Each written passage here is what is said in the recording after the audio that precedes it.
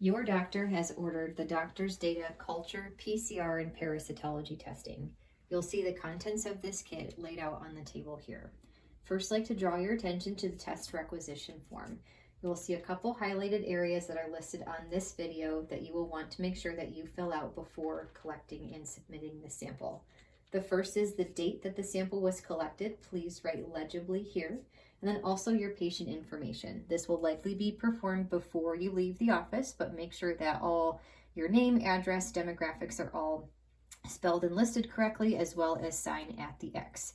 You will be charged for this test before you leave the office, so insurance will not cover this test. You will see that this is a 3-day collection. The bags are nicely labeled day 1, day 2, and day 3. Pull out the instruction manual or the collection instructions here provided, and please make sure to read this in great detail before collecting. You will see that there's a couple of preparation notes on here. We do want to make sure that you have not been taking any antibiotics or probiotics 2 weeks before you collect the test. Females, it's preferred that you do not collect this on your menstrual cycle, and if anyone is having any hemorrhaging or anal bleeding, please contact your physician prior to collecting this test, as those can contaminate the sample and falsely report blood if there's not actually blood that we're looking for. There are also some other lists of some medications that should be avoided, so please take a peek in this section here for the 2 days before testing to avoid those as well. On day 1 of collection, what you will do is you will take one of the boats that are provided here, as well as the contents of the bags of day 1. In these bags, you will find a glove, as well as basically a napkin or a paper towel, and the collection tube. Inside this collection tube, there is a scoop or spatula that's connected to the lid, so be mindful that that is there. What you will do on the first day of collecting your stool, you'll defecate into this bucket. That's the easiest way of collecting it, being sure not to urinate within this bucket and don't contaminate it with any other toilet water, etc. What you will then do with a gloved hand is you'll unscrew this lid very carefully, being sure not to spill any liquid of this anywhere.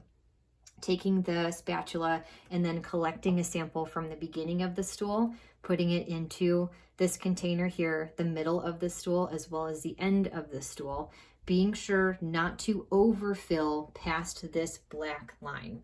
If you overfill, it does run the risk of exploding during transport, and the sample would have to be collected again. Same is true with underfilling, so it's very important that you reach that black line with the amount of stool that you transfer from what you defecated in this bucket to this tube. Then you can discard the rest of the contents from the boat into the toilet and flush that. This can be discarded into the trash. You will then close this very tightly, mark what form the stool looked like, where this is more constipated rabbit-like stool versus liquid, putting very clearly and legibly your first and last name and your date of birth, as well as the date collected. And then you can making sure that this is closed tightly. You can also wrap this little paper towel piece around the tube like so to collect any fluid that might spill out, which is why it's very important that we seal this really tightly.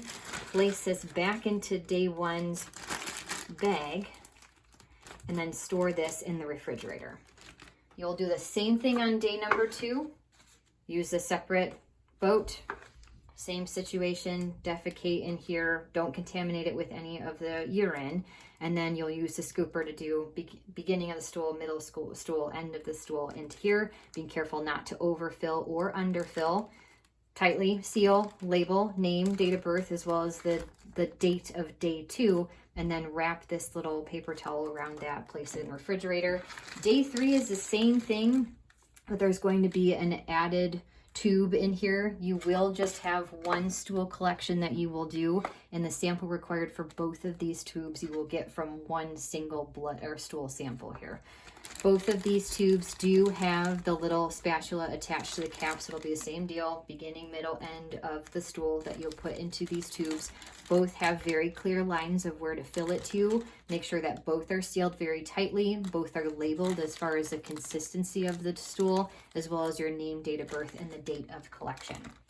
Once all of that is completed, This date that the sample collected is referring to day 3, so that's the date that you will put on there.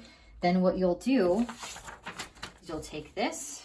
These will all have been refrigerated for a period of time before you submit this out.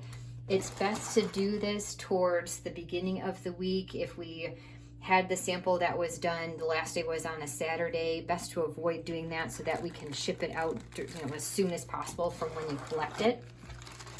All of these will be placed in here. You do not have to put it an ice pack with this here. The requisition form will be tucked in here like so. All of the gloves that are included within each of the bags you can discard, as well as all of the what will have been used stool boats here. And then you will place this kit into this prepaid FedEx envelope. You can take this as a sticker and adhere it just like so to the front of this bag. This will go into here, this, and then there is a removable adhesive cover that you can take off and then seal. This you can call FedEx or kind of coordinate a FedEx pickup from your house. You do not need to bring this back to our office. If you have any questions and any more information on how to collect this kit, please reach out to your provider.